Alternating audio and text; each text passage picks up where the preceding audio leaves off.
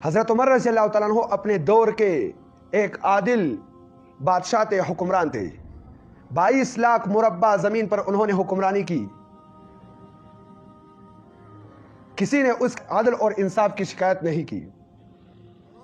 تو اسی دور کا ایک واقعہ ہے، شاہ غسان، اس نے اسلام لایا، اسلام قبول کیا تو حضرت عمر رضی اللہ تعالیٰ عنہ بے حد خوش ہوئے، کیونکہ وہ بادشاہ تھے۔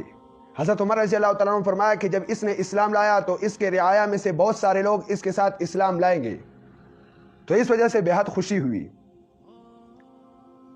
تو شاہ غسان جبلہ یہ مکہ مکرمہ میں طواف کر رہا تھا، اور اس وقت عام عربوں کا شعار تھا کہ وہ لنگی باندھتے تھے، چاہے غریب ہو، مالدار ہو، رئیس ہو، بادشاہ ہو، گداگر ہو، سب یہ لنگی باندھتے تھے۔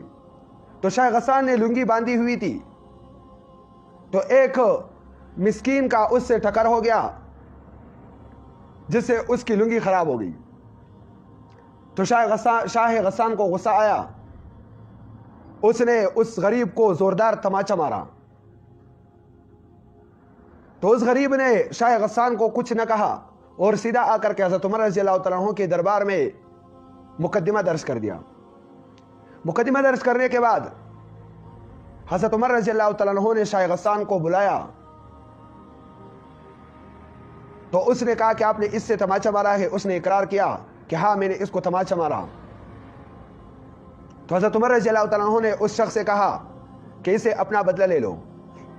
شاہ غسان نے کہا کہ یہ ایک عام شہری، مسکین، فقیر، گداگر شخص یہ مجھ سے بدلہ لے گا؟ میں ایک بادشاہ ہوں۔